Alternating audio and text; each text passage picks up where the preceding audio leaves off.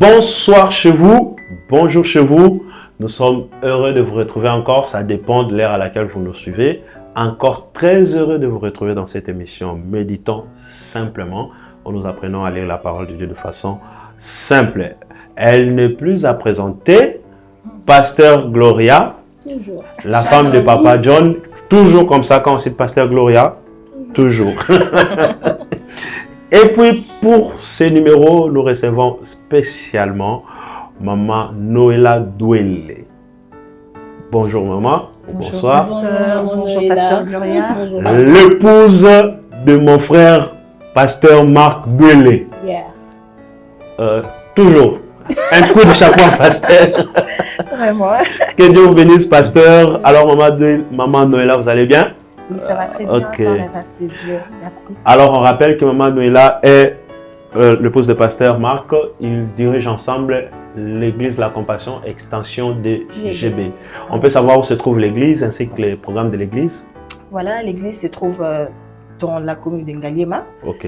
Le quartier Bassoko, GB communément reconnu. Ok. Et nous sommes sur l'avenue Ramazani, numéro 7. Dès que vous êtes sur la grande route, OUA, vous prenez l'entrée en face de l'école Jewels. L'entrée s'appelle l'arrêt cette maison. Alors vous longez cette entrée jusqu'au fond, vous demandez l'église La Compassion. Vous êtes là mercredi, vendredi, dimanche? Nous prions mardi et jeudi, et dimanche nous avons 2 cultes. Que Dieu vous bénisse abondamment. Amen. Vous êtes à GB, vous aimez l'église La Compassion, il y a une extension à GB, vous pouvez passer, tout comme aussi il y a une extension à Bandal avec le couple Mamba. C'est vers le pont. Toujours. Avant le pont Makilele, précisément à Bandal Chibango. Voilà. Ok. Donc il y a une extension à Bandal. Et puis n'oubliez pas, il y a aussi l'extension de Lingwala. Voilà, ça c'était pour équilibrer. Où votre humble serviteur Samuel travaille. Lingwala, nous sommes sur avenue Nyangwe, 227. Avant d'arriver sur Mouchi, on alla vers Willery. Alors, tenez-vous bien, pour ceux qui nous rejoignent aujourd'hui, quand vous voulez méditer la parole de Dieu, n'oubliez pas de commencer par la prière. Prenez un temps de prière, priez d'abord. Ensuite, demandez à Dieu de vous inspirer. Ne méditez pas sans avoir un calepin, ne méditez pas sans avoir un bloc-notes. Prenez votre bloc-notes et essayez de répondre à des simples questions. Et c'est pour ça que cette émission, nous répondons à des questions. Que Dieu vous bénisse abondamment. Dans un instant, nous allons vous revenir pour prendre le texte du jour.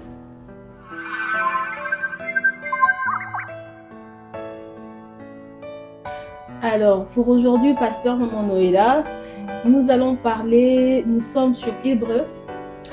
Hébreu chapitre 11, verset 1 au verset 12. Une si longue lecture. Oui, une si longue lecture. Et je veux nous demander à vous qui nous suivez justement, si vous avez votre téléphone, votre Bible en main, vous pouvez toujours lire ensemble avec nous. Alors je vais lire pour nous tous. Or, la foi est une ferme assurance de choses qu'on espère, une démonstration de celles qu'on ne voit pas.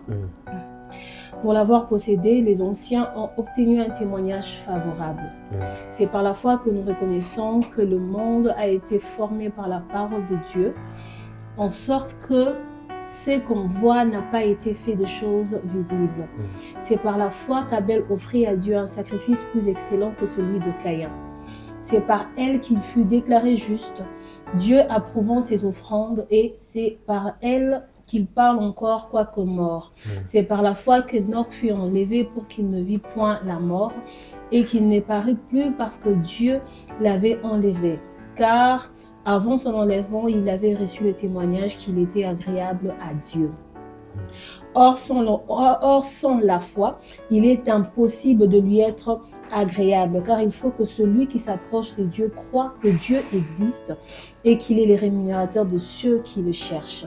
C'est par la foi que Noé, divinement averti de choses qu'on ne voyait pas encore, et saisi d'une crainte respectueuse, construisit une arche pour sauver sa famille. C'est par elle qu'il condamna le monde et devint héritier de la justice qui s'obtient par la foi. C'est par la foi qu'Abraham, lors de sa vocation, obéit et partit pour un lieu qu'il devait recevoir en héritage et qu'il partit sans savoir où il allait. C'est par la foi qu'il vint s'établir dans la terre promise comme dans une terre étrangère, habitant sous des tentes, ainsi qu'Isaac et Jacob, le cohéritier de la même promesse. Car il attendait la cité qui a de solides fondements, celle dont Dieu est l'architecte et le constructeur. C'est par la foi que Sarah elle-même, malgré son âge avancé, fut rendue capable d'avoir une postérité parce qu'elle crut à la fidélité de celui qui avait fait la promesse. C'est pourquoi d'un seul homme déjà usé de corps naquit une postérité nombreuse, comme les étoiles du ciel, comme le sable qui est sur le bord de la mer et qu'on ne peut compter. Amen. Amen. Alléluia. Amen. Alors, nous venons de lire tout à l'heure les textes de ce jour. Et très rapidement, j'aimerais que nous puissions passer à la première question. Maman Noëlla, de qui et de quoi parle-t-on dans ces textes? Alors, de ces textes merveilleux, on parle premièrement de lorsqu'il faut répondre à la question de qui est-ce qu'on parle, on parle des héros, les héros de la foi. Et en lisant les textes... Les héros. Les héros, non, héros. Héros. Quand je dis un héros, je vois les personnes qui sont distinguées. D'accord, avec H. Voilà, non, les héros. Voilà. On dirait le 1 de la foi, le 2 de la foi. Non, les héros de la foi. Ok. Et s'il faut savoir de quoi est-ce qu'il s'agit, il s'agit de la foi.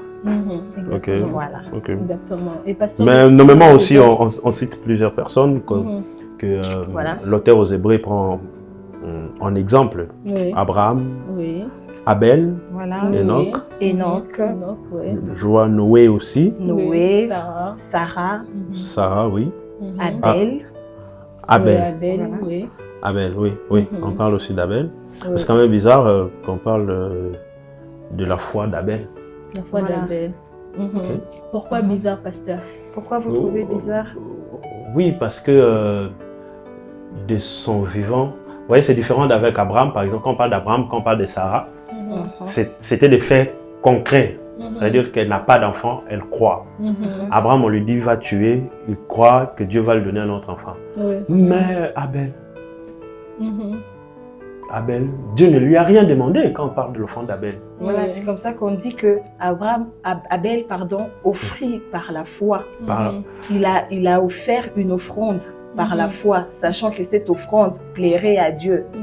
En fait, la foi d'Abel, c'est dans le fait qu'il croit qu'il y a un Dieu qui va agréer son offrande. Et ça va plaire à ces dieux. Et ça va plaire à Dieu. Alors qu'il n'a pas un template ou un modèle de quelqu'un qui a fait ce genre d'offrande. C'est comme ça qu'on dit la foi, c'est l'espérance de voir les choses qu'on aimerait voir. Abraham est allé au-delà de ce qu'il voyait. Il est entré dans la pensée de Dieu. Abel, vous voulez dire? Abel, voilà. Abel. Attends, reprenez un peu. La foi, c'est l'espérance de ce que nous voulons voir. Voilà, oui. J'aime bien comment français courant parle de la foi. Lorsqu'on est dans Hébreux 11.1, français courant dit « Mettre sa foi en Dieu, c'est être sûr de ce que l'on espère. Je crois que Abel, en offrant le sacrifice, espérait vivre la joie de Dieu. Et c'est comme ça qu'il a voulu préparer une offrande de tout son cœur, une offrande de foi, espérant assez que cela soit agréable à Dieu. La foi, c'est être sûr de ce que l'on espère et c'est être convaincu de la réalité de ce que l'on ne voit pas. Cette partie-là, c'est être convaincu de la réalité de ce que l'on ne voit pas. Être convaincu de la réalité qu'on ne voit pas. Je ne pense pas qu'Abel avait déjà vu Dieu être agréable ou apprécier quelque chose. Ou il n'avait même pas vu Dieu. Il n'avait jamais vu Dieu. Il n'avait jamais vu quelqu'un offrir. Mais Abel s'est dit, en nous donnant cette offrande, j'espère que cela plairait à mon Créateur. Et c'est ça. Qu'il n'a jamais vu, qu'il ne sait même pas s'il existe. S'il existe, s'il aimerait d'ailleurs voir cette offrande. Ok. Il avait offert par la foi. Par la foi. Et c'est comme ça qu'il est cité parmi les héros de la foi. Donc, quand on dit par la foi, je marche par la foi, ça veut dire, je commence à voir par dire que cette réalité-là, que je n'ai pas la preuve que ça existe. Voilà, je me comporte en fonction de ce que je vois. C'est comme ça qu'on dit que la foi précède même la vue. Exactement. Donc, ce n'est pas ce que je vois physiquement avec mes propres yeux, mais ce que je vois avec les yeux de Dieu. C'est ça la foi. Donc, si je dois conclure, je dirais que la foi, c'est voir avec les yeux de Dieu. Exactement. La foi est une ferme assurance. J'étais en train de lire, j'étais tombé sur un document où on était en train de lire l'expression ferme assurance était aussi traduit par le mot hypostasis en latin, et hypostasis traduisait titre de propriété. Ok, voilà. Titre de propriété. Donc, c'est quoi un titre de propriété? Le titre de propriété, c'est une preuve que cette portion de terre m'appartient. Maintenant, prenons maintenant la définition du titre de propriété et mettons maintenant dans la définition de la foi. La foi est une ferme assurance. Enlevons ferme assurance, mettons maintenant la définition du titre de propriété. La foi est une preuve que ce que tu as vu t'appartient. Voilà, exactement. Amen. Wow. La foi est vraiment ça, la foi. Voilà pourquoi, bien aimé dans le Seigneur, c'est très important d'avoir la foi. Amen. C'est bien de prier, comme nous le disons toujours. C'est bien de prier, mais pour équilibrer sa prière, il faut être un homme, une femme de foi. Tant que vous priez et que vous n'avez pas la foi, vous serez déséquilibré.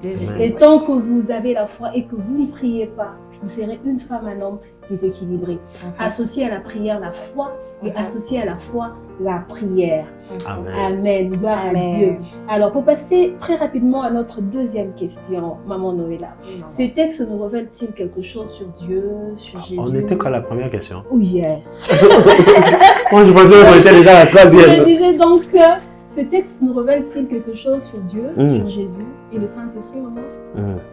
En effet. Yes. Puisque déjà, lorsqu'on parle de la foi implique déjà ces trois personnages en Dieu. Il y a Dieu, il y a Jésus, il y a le Saint-Esprit. Lorsque vous, par rapport à Dieu, j'aimerais dire ceci, que Hébreu est en train de dire celui qui a la foi est agréable par Dieu. Donc, quiconque veut se voir être agréé par Dieu doit avoir la foi. Dieu nous donne un moyen par lequel nous devons lui être agréables. C'est la foi. Et par rapport au Seigneur Jésus-Christ, la foi, Jésus-Christ est même le fondement de la foi. Notre foi doit être tournée sur le Seigneur Jésus-Christ. Et d'ailleurs, la Bible est en train de dire que la foi vient de ce qu'on entend. Ce qu'on entend vient de la parole de Dieu. Et la parole de Dieu, c'est le Seigneur Jésus-Christ. Et notre foi, elle est fondée sur Jésus-Christ. Alléluia. Et notre foi, elle est fondée sur le Seigneur Jésus-Christ. Mais lorsque je parle de la foi aussi par rapport au Saint-Esprit, je me rends compte que la foi est en même temps un don de l'Esprit et en même temps une arme spirituelle. Donc, le Saint-Esprit nous permet d'opérer dans la foi. Amen. Le Saint-Esprit nous permet d'opérer dans la foi. Pasteur, vous avez quelque chose à rajouter là-dessus? Bon, l'invité est déjà en train de tout balayer. J'étais en train de relire encore le verset 4. C'est par la foi qu'Abel offrit à Dieu un sacrifice plus excellent que celui de Caïn. C'est par elle qu'il fit déclarer juste, Dieu approuvant ses offrandes, et c'est par elle qu'il parle encore quoique mort. Maintenant, en fait, ce que j'apprends sur Dieu ici m'amène à faire un retour jusqu'à dans Genèse, là où la Bible parle de l'histoire de Caïn et Abel. Parce que dans Genèse, la Bible nous présente que deux jeunes gens qui font des offrandes. Caïn fait son offrande, Abel fait aussi son offrande. L'auteur aux Hébreux vient nous donner un détail que Dieu a approuvé, il a trouvé que le sacrifice d'Abel était plus excellent que le sacrifice de Caïn. Mais quand je rentre dans Genèse, quand Caïn est mécontent, le même Dieu qui a résolu d'approuver le sacrifice d'Abel vient vers Caïn pour l'encourager. Il dit, écoute, fais attention, n'agis pas, si tu agis bien, tu relèveras la tête. Si Dieu lui dit, tu agis bien, tu relèveras la tête, ça veut dire que Dieu connaissait, il avait un autre plan pour Caïn. Même Dieu qui choisit de ne pas honorer les sacrifices de Caïn, c'est le même Dieu qui a aussi un autre plan pour Caïn. Moi, au fait, ce que j'apprends de Dieu, c'est dit que Dieu, comme quelqu'un me dit en lingala, nzambaza roulage. En français, pour ceux qui nous suivent, Dieu, roulage là, on dit comme la police. De circulation. Voilà, de circulation routière. Voilà. Ça veut dire qu'à un moment donné, il bloque ici pour laisser passer les autres. Exactement. Pendant qu'il bloque chez vous, vous pleurez, mais après il reviendra encore vers vous parce qu'en fait il a bloqué pour un but. Chacun son tour. Toujours, voilà, chacun a son tour. Et ça, c'est quelque chose que j'apprends de Dieu ici au jour d'aujourd'hui. Oui. Et donc, Jésus, le Saint-Esprit. Donc, et d'ailleurs, la brèche que vous avez ouverte me renvoie à dire que, en d'autres termes, Dieu a agréé le cœur. Dieu a agréé d'abord la personne. La meilleure des offrandes qu'on puisse faire à Dieu, c'est soi-même. C'est comme ça que l'apôtre Paul est en train de dire qu'on doit offrir nos corps comme sacrifice. Le meilleur des sacrifices à offrir à Dieu en termes de foi, c'est sa propre vie, c'est son propre corps. Et par rapport à ce que vous venez de dire, déjà Caïn, je suppose qu'il avait des intentions du genre que c'est moi qui vais gagner en offrande.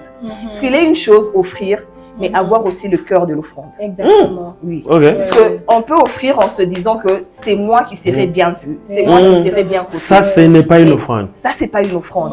Mais je pense que c'était ça l'intention des Caïn, puisque Dieu l'a rappelé après, pour dire que si tu agis bien, tu releveras. Donc, en d'autres termes, sa tête était déjà courbée. Parce qu'il avait des mauvaises intentions. Parfait. Ça. Et c'est comme ça. C'est pas vrai. Et c'est comme ça que Dieu lui dit, cette fois-là, je te donne une autre chance. Si tu agis bien, je vais te relever. Ça veut dire qu'il était en train d'offrir une offrande en ayant la tête courbée. Déjà. À cause de l'intention de son cœur. De l'intention. C'est-à-dire qu'il voulait peut-être dire que je vais faire mieux que mon frère. Et mon frère, c'est pas seulement parce qu'il a tué un animal. Mais je pense que c'était les intentions. L'intention qui était en lui. C'est comme ça qu'il dit, la personne, enfin l'offrande, la meilleure, c'est d'abord la personne, c'est le cœur bien disposé. Donc, l'offrande, ce n'est pas d'abord la qualité de ce que nous avons, mais c'est la qualité du cœur que nous offrons. Le cœur que nous attachons à l'offrande que nous présentons à Dieu. Je crois comprendre du coup pourquoi Christ, quand cette veuve est venue donner deux pièces d'argent, il dit qu'il a donné plus que tous parce qu'elle a donné ce qu'elle avait. Donc, sans aucune intention de faire plus que les autres. Parce qu'il a dit pour les autres, vous donnez le superflu pour que vous soyez vus. C'est-à-dire au niveau de l'intention. Oh yes. Parce que maintenant, sérieux, pasteur, vraiment parce que puisque nous sommes dans l'émission Méditons simplement, nous voyons, il y a des personnes qui offrent pour impressionner son pasteur. C'est ça. Impressionner les personnes qui nous entourent. C'est parce qu'on veut nous faire connaître d'une certaine manière. Alors que ce n'est pas ça qui doit être le but de notre offrande. Non. C'est au-delà, c'est la disposition du cœur d'abord. Je peux avoir 100 francs, j'offre à Dieu, mais devant le Seigneur, ça vaut plus que la personne qui a offert 10 000, 10 000 devant la face du Seigneur. Vraiment, c'est nous exhortons à pouvoir préparer plutôt vos cœurs avant même d'offrir. Parce que mettons un peu en relief la foi, pardon maman, mettons en relief la foi et ce que vous venez de dire maintenant. Quelqu'un donne pour impressionner, il donne juste pour qu'on voie, mais son cœur, non. Maintenant, en même temps, pendant qu'il donne, il a quand même la foi qu'il va recevoir. Et généralement, ce qu'on se rend compte, c'est qu'il ne reçoit pas. Il a la foi, mais la qualité de son cœur éteint la capacité de recevoir. C'est en contradiction avec l'acte posé. Donc, du coup, il n'y a pas d'effet. Donc, son propre cœur devient un obstacle. Un obstacle. Tu as la foi, mais ton cœur t'empêche de recevoir. Waouh, gloire au Seigneur. C'était encore la deuxième question toujours. Oui, pasteur. Alors, pasteur, maman Noéla, justement, nous étions déjà à notre troisième question. J'aimerais donc nous la poser. Y a-t-il un exemple à suivre ou à ne pas suivre dans ces textes, maman Noéla? Oui, merci, maman Gloria. Il y a des exemples à suivre. Ok. Oui. Déjà, lorsqu'on nous parle des héros dans la foi, nous savons tous que ces personnes n'étaient pas parfaites, mais il y a une chose qui les a quand même différenciés d'autres personnages de la Bible. C'est la foi. C'est déjà un très bel exemple à suivre. Quand nous voyons on voit avec Abel, Abel nous donne un exemple d'offrande par la foi. Et lorsque nous voyons le cas d'Enoch. On dit qu'Enoch, c'est par la foi qu'il fut enlevé. Et nous savons tous qu'un jour, nous verrons le Seigneur face à face. Un jour, nous serons élevés. Et ne seront élevés que ceux qui ont la foi en Jésus-Christ. Ça, ce sont des exemples à suivre. Donc, pour nous qui attendons l'enlèvement, comme Enoch, nous devons être des hommes de foi, des femmes de foi. Parce que c'est par la foi que nous serons aussi enlevés un jour comme Enoch.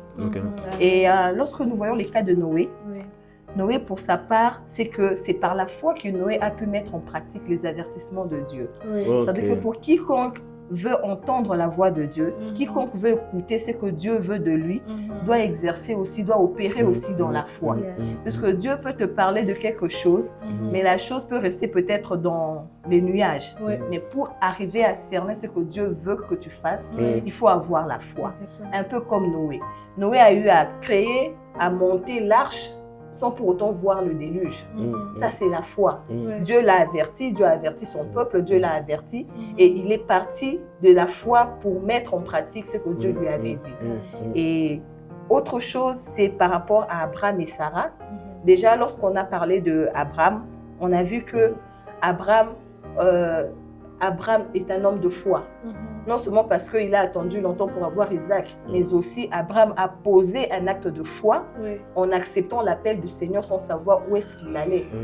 Dieu l'appelle, Abraham se lève pour aller, mais ne sachant pas où il allait. Ça, c'est aussi une preuve de la foi. Oui, de foi pour nous qui disons que nous avons l'appel de Dieu, tu ne sais pas ce que cache cet appel de Dieu. Pour arriver à répondre à l'appel de Dieu, il te faut la foi aussi.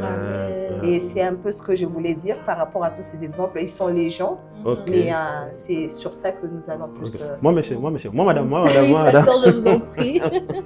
Madame. Moi, il y a deux exemples à suivre. Oui, pasteur. Le verset 7 et le verset 12. Voilà. Le verset 7, c'est par la foi que Noé, ça c'est maman Noé qui m'a inspiré, c'est par la foi que Noé divinement averti des choses qu'on ne voyait pas encore et saisi d'une crainte respectueuse. Ça, je passe juste, mais je souligne. Crainte respectueuse. Construisit une arche pour sauver sa famille. En fait, la foi de Noé sauve sa famille. Dieu lui fait un avertissement, mais parce qu'elle me dit divinement averti.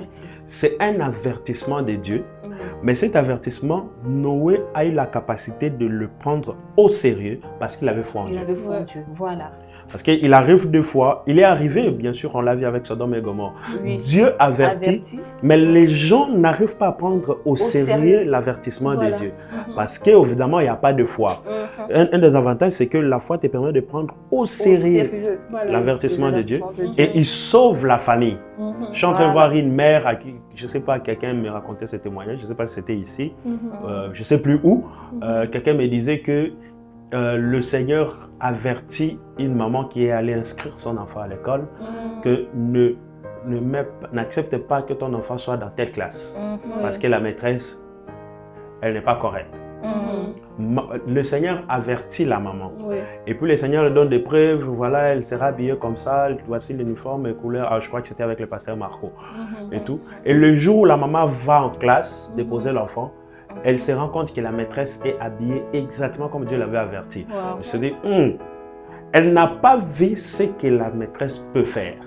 Mais parce qu'elle est divinement avertie, elle accepte ça et puis voilà. Et donc, sachant que son Dieu ne peut jamais la mentir. Voilà. Prendre la capacité, la capacité de prendre au sérieux les avertissements de Dieu par la foi. Mais il y a aussi le verset 12.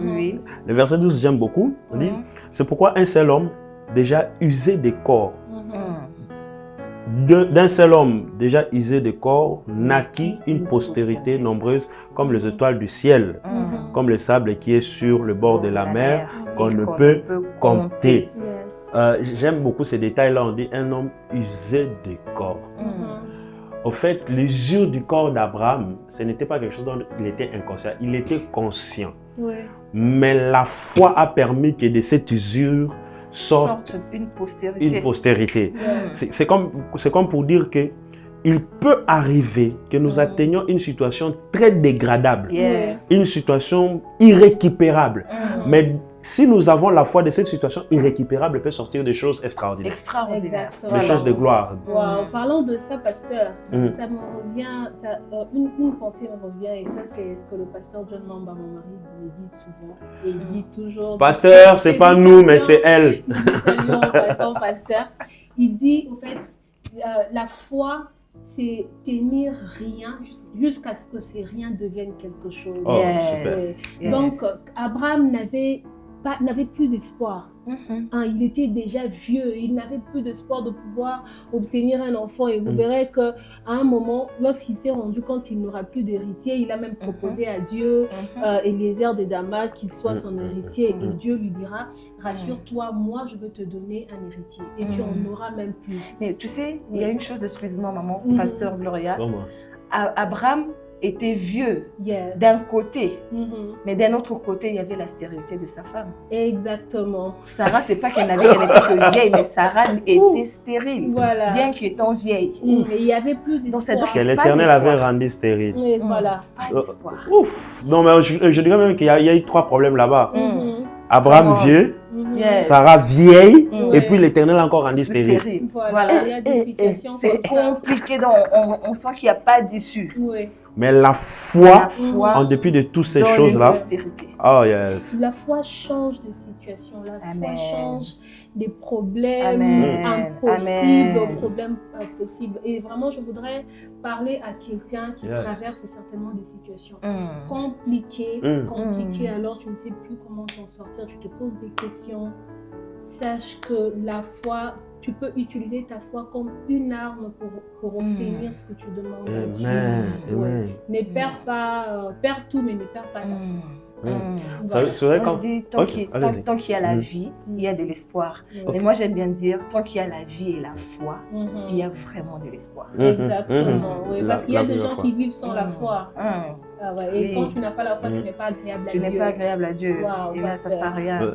Ça me rappelle, je crois qu'on en a parlé aussi dans une de nos épisodes. Pierre, Jésus lui dit, viens. Et puis Pierre se met à marcher. Et puis il commence à s'enfoncer. Ça veut dire qu'il y a la... je peux peut-être dire la tempête ou pas. Mais Pierre se retrouve dans une situation telle que il ne sait pas reculer, retourner d'où il vient. Il ne sait pas non plus avancer. Il ne sait pas non plus avancer. La seule chose qu'il y a, c'est qu'il est en train de s'enfoncer. Il y a des gens comme ça dans ce genre de réalité. Tu as pris une décision et tu te rends compte que cette décision est en train de t'enfoncer.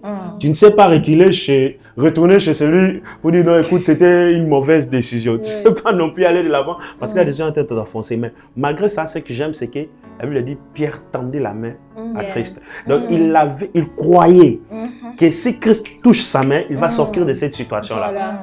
Et puis ils sont retournés dans la barque. Jésus leur a donné l'opportunité de revenir à zéro. Gloire à Dieu. Gloire à Dieu. En tout cas, c'est très, très enrichissant, ce chapitre de la Bible. Mais très rapidement, j'aimerais que nous puissions passer à notre quatrième question. Maman Noéla, pasteur. Quelle vérité t'a le plus touché dans ces textes, Maman Noéla?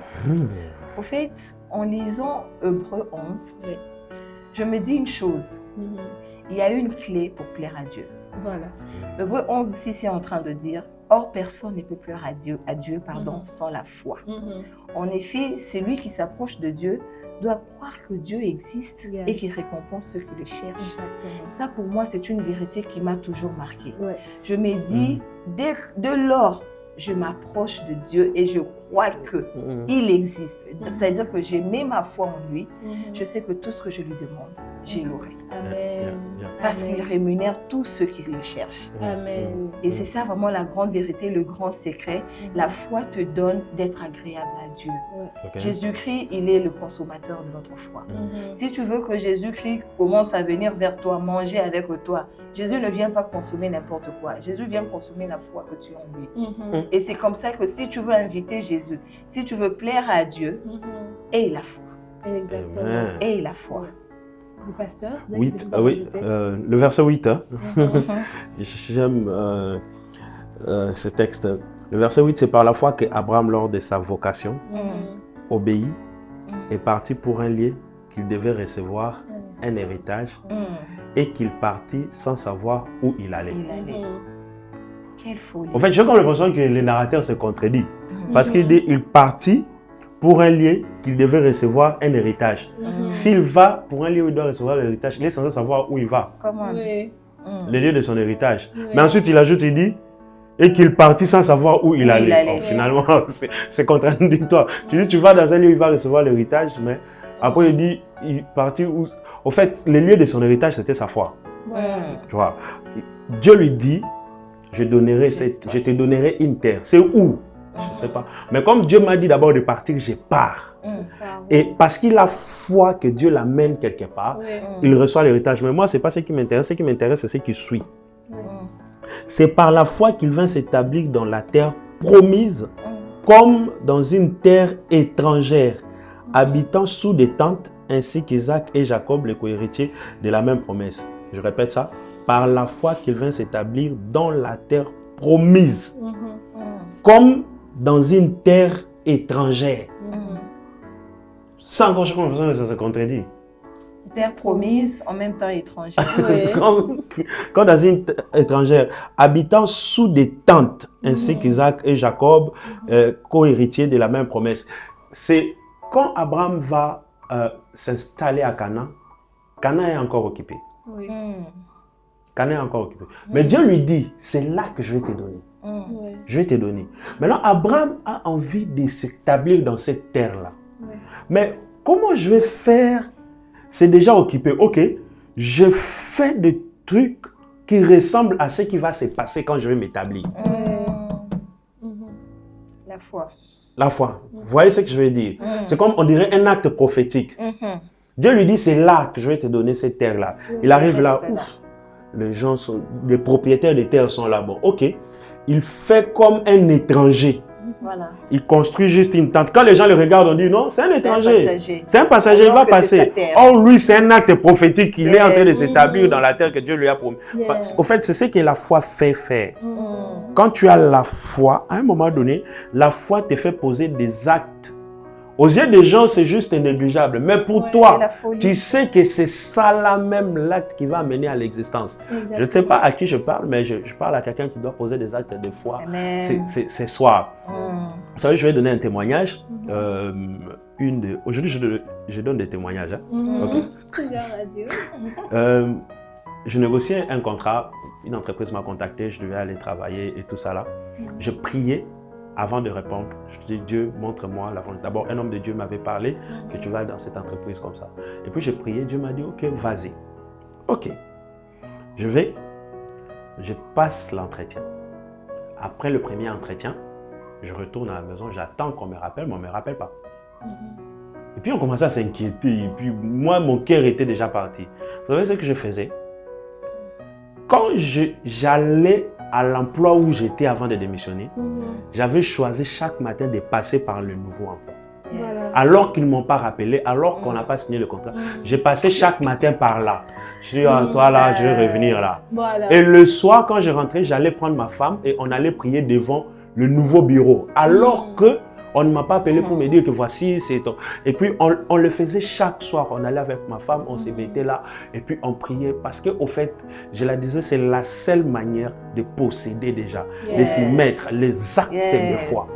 Je sens que je dois le dire à quelqu'un, il faut poser les actes de foi comme Maman Noëlla l'a dit. Ça se démontre. Exactement. Ça se démontre. Et la démonstration de cela, c'est poser les actes de tu n'as pas d'enfant, achète des habits de bébé. Achète des habits, fais déjà ta chambre, la chambre de bébé. J'ai un témoignage similaire à ce que le pasteur vient de donner tout à l'heure. Alors, celui qui est mon mari, il était avant mon fiancé.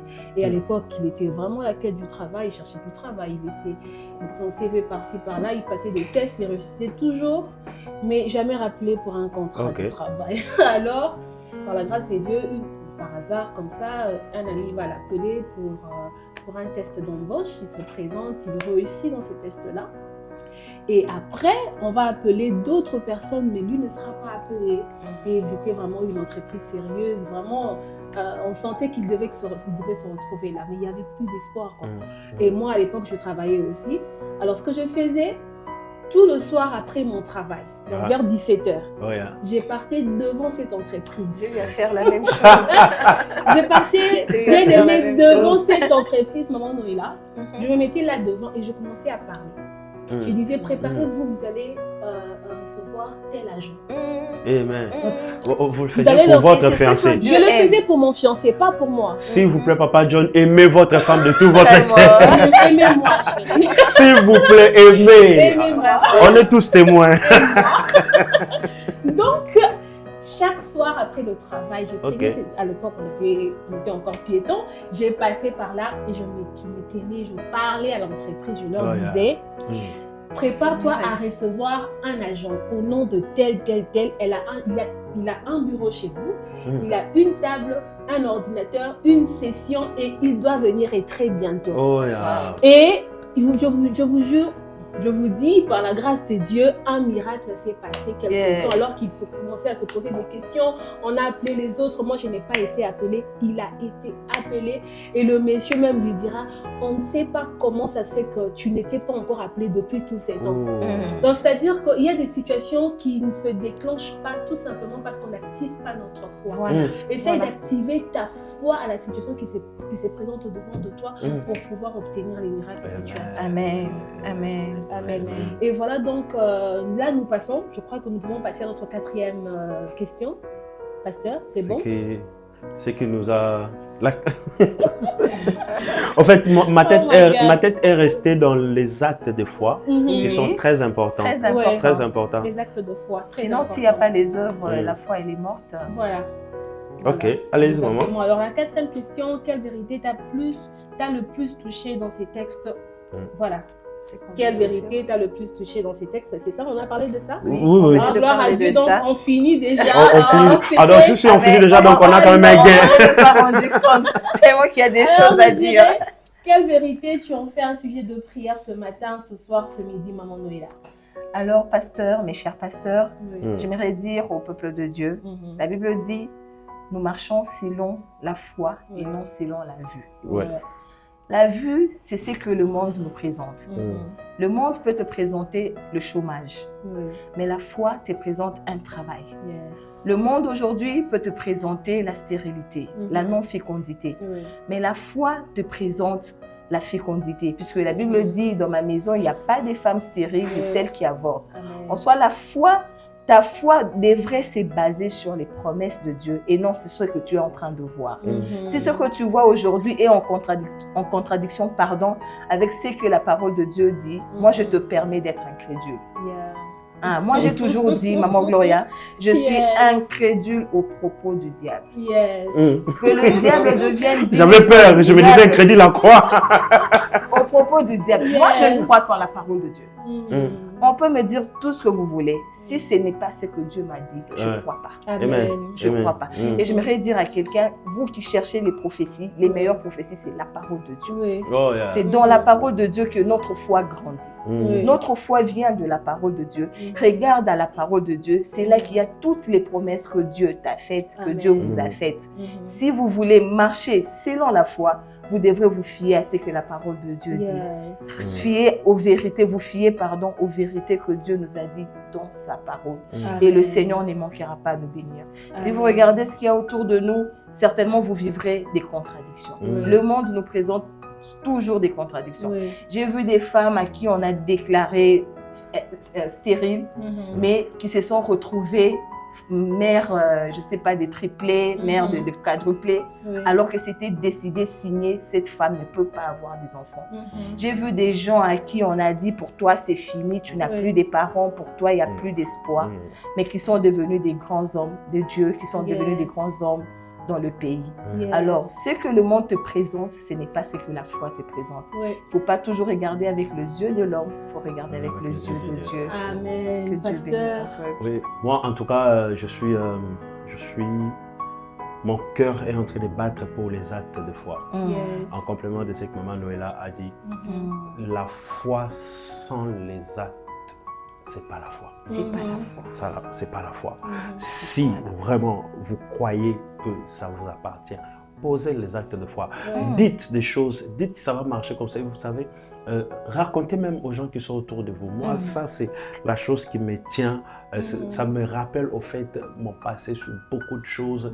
Il m'est arrivé de voyager en première classe, alors que mon billet, c'était le billet de business class. Je suis en train de venir avec, on voyage, on va en mission de service. La manière de faire de Dieu. J'aime entrer dans ses folies. Je voyage avec mon collègue, on va en mission de service, et puis je lui dis, je suis très fatigué. Il me dit, oh, pasteur, Olembi Bonel. Je dis, oui, j'ai eu beaucoup de choses. Tout ce que je demande à Dieu qu'il me fasse voyager en première classe. Et puis, c'est l'heure de l'embarquement. On vient, on check son billet, il passe, et puis moi, l'hôtesse me dit, attends. Et puis on fait passer tout le monde, et puis c'est fini. Et puis je demande, non, je voulais un peu m'agiter pour dire, c'est quoi? Et puis j'attends, une voix me dit, intérieur me dit, reste calme. Donc je reste calme, et puis ils font des tours, et puis après je vois un bus venir, vous connaissez l'aéroport d'Indili, le bus qui prend les VIP. Et puis la dame me dit, monsieur Samuel, allez-y, entrez. Maintenant je dis, oh, pourquoi moi c'est dans un bus? Il dit, bon, je sais pas, entrez. Donc on m'amène et on m'installe en première classe. Je comprends, en fait je suis comme perdu, je comprends pas. Et puis monsieur, la dame a regardé mon billet, elle a bien vu que j'étais en business, mais elle m'a installé là. Ils ont résolu de m'installer là. Parce que j'ai simplement dit à quelqu'un que je vais aller en business. Alors que j'avais... La foi, c'est poser ces actes-là, déclarer ces choses-là, les dire bien avant. Ça, c'est vraiment la première chose que je voudrais bien en faire une prière. Mais il y a une deuxième chose, nous ne sommes pas arrivés là-bas, mais mes yeux sont allés là-bas et je ne peux pas m'en empêcher. Le verset 13. Ah oui, j'aurais voulu qu'on balaye tout le verset, tout le chapitre. Je vous dis, notre lecture s'est arrêtée au verset 12, mais le verset 13 est... Ouf! Il dit, c'est dans la foi qu'ils sont tous morts sans avoir obtenu les choses promises. Mais ils les ont vus et salués de loin, reconnaissant qu'ils étaient étrangers et voyageurs sur la terre. C'est dans la foi qu'ils sont tous morts. Dieu les a promis des choses. Ils ont vu ces choses de loin. Ce n'est pas encore arrivé. La mort les a trouvés. Mais ils ne sont pas morts incrédules. Ils ne sont pas morts incrédules. Jusqu'à la dernière... En fait, ça veut dire que ces gens, jusqu'à la dernière seconde de leur vie, ils croyaient encore que les promesses de Dieu vont se réaliser. Abraham était à Canaan, parce que Dieu l'avait promis Canaan, mais il était comme un voyageur. Il n'était pas comme propriétaire. Mais jusqu'à la dernière minute de sa vie, il croyait. En fait, c'est vraiment ma prière de ce soir, que Dieu me donne la force de croire. Même à la dernière seconde. Amen. Même en fait, je parle à quelqu'un qui est en train de me suivre. Cancer, phase terminale. On vous a dit que c'est dans 15 jours tout au plus que vous allez rendre l'âme. Je prie que Dieu vous communique cette fois. Croyez qu'à la dernière minute, quelque chose va se faire. Croyez que quelque chose va se faire. Croyez, n'hésitez même pas un seul instant. Dieu aime ce genre de choses. Cher pasteur, j'ai reçu un homme de Dieu et chez moi à l'église, il rendait témoignage. J'aurais voulu vraiment le recevoir ici. Ce papa a passé 7 ans alité. 7 ans alité dans l'hôpital royal belge. Parce qu'évidemment, il a été empoisonné ici. On l'a amené dans un hôpital. On l'a transféré en Suisse, en Belgique. Et il était resté en Belgique pendant des années. Rien n'est marché. Et puis il a commencé à prier, il demandait à Dieu de faire un miracle. Il disait toujours, Dieu, je suis convaincu que tu peux faire un miracle, venez témoigner chez moi à l'église. Et pendant qu'il disait ça, il s'est fait qu'un cousin de la reine a fait un accident. Et les services de sauvetage sont venus parce qu'on l'avait d'abord amené à l'hôpital le plus proche. Il fallait maintenant le ramener à l'hôpital royal. Donc, quand les services de sauvetage sont venus, on a trouvé, ils sont allés dans la chambre de ses papas et ils l'ont pris, un noir. On parle d'un cousin blanc. Les médecins se disent, non, c'est pas, vous confondez. Nous, on nous a donné ordre de le prendre. Wow. Oh my God. Et on l'a amené à l'hôpital. Quand ils arrivent, les membres de la famille disent, mais lui, c'est pas notre cousin. Comment vous pouvez confondre comme ça? Et puis la reine était dans le parage. Je dis, bon, comme lui, il est déjà arrivé, mettez-lui là-bas le soin. Au nom de la famille royale, allez me prendre mon cousin. Et le monsieur est resté dans l'hôpital royal pendant 7 ans, mais il ne marchait toujours pas. Parce que les médecins qui traitent la famille royale n'arrivait pas. Ils ont dit il faut qu'il fasse une rééducation pendant 7 ans. Et un jour, il était sur YouTube, il suit une émission de Pasteur Atoms, et Henri Papa Moulaja. Ils étaient en train de chanter et d'adorer. Et il s'est mis à adorer le Seigneur avec eux. Et puis à un moment donné, Papa Atoms dit, tu es en train de me soutenir dans un hôpital, comme je l'ai dit aujourd'hui, tu peux encore te lever et marcher. Il dit, alors moi je marche maintenant. Il croit qu'il peut marcher, il s'élève et il a commencé à marcher alors qu'il y avait un vertèbre qui manquait. Il a commencé à marcher. Tout le monde venait là, crier, on dit c'est pas possible, c'est possible avec Dieu. Je ne sais pas à qui je parle, mais je veux que tu crois que quelque chose peut se faire. Cancer phase terminale, Dieu peut le faire. 15 ans de mariage, 20 ans sans enfant, Dieu peut le donner. J'ai déjà 50 ans, je ne peux plus concevoir. Dieu va le donner parce que ça ne dépend pas de nous. Je crois aussi que même cette chaîne, Dieu va nous amener très loin. Je ne sais pas comment je peux le déclarer, mais je sentais dans mon cœur. Bon, je crois que je vais m'arrêter. Gloire au Seigneur, mais je sens dans mon cœur dire à quelqu'un, la foi, c'est parler le langage de Dieu. Amen. Ne parle pas ton langage. Ton langage, nos langages, nous étant humains, c'est je suis malade. Pose-toi toujours la question, à ma place, qu'est-ce que Dieu aurait dit? Il aurait dit, je ne suis pas malade, alors je ne suis pas malade. Amen. Toi, tu dis, je suis pauvre. Lui, qu'est-ce qu'il aurait dit à ta place? Je ne suis pas pauvre, je suis riche. Mais la foi, c'est parler le langage de Dieu. Bien aimé dans le Seigneur. Prenons l'habitude, faisons de ça notre vie, notre mode de vie, parlons le langage de Dieu. Peu importe la situation qui se présente au-devant de toi, parle le langage de Dieu. Amen. Et c'est ça même la foi, c'est ça même la démonstration de la foi. C'est-à-dire que tu ne vois rien au-devant de toi, mais puisque Dieu a dit, tu dis que je vois. Amen. Tout le monde voit que c'est rose, mais Dieu m'a dit que c'est vert. Pour moi, c'est vert. Je n'ai pas besoin de voir le rose. Ne me dis pas que moi, c'est je le mélange. vois vert parce que Dieu m'a dit que c'est vert. Amen. Amen. Que Dieu nous bénisse abondamment. Amen. Nous avons été très fortement bénis par vous. Merci, Maman pasteur. Noëlla. Merci d'avoir très béni. accepté notre invitation. C'est moi qui vous remercie. Merci maman et le pasteur Samuel. Merci maman Que Gloria. dire de vous, pasteur? Amen. Que Dieu vous bénisse pour Pour votre compagnon, à votre compagnie en tout cas. Je dis merci à mon mari aussi. Ah oui. Le pasteur Marc Douélé. Oh my God. Pasteur Marc Douélé, vous nous suivez. Merci d'avoir libéré maman. Ouais. Et nous vous fixons rendez-vous vous-même au prochain numéro. À la prochaine occasion, au prochain numéro, pasteur. Merci beaucoup. Que Dieu vous bénisse, peuple de Dieu. À nous revoir prochainement et à bientôt. à bientôt. Amen. Amen. Amen.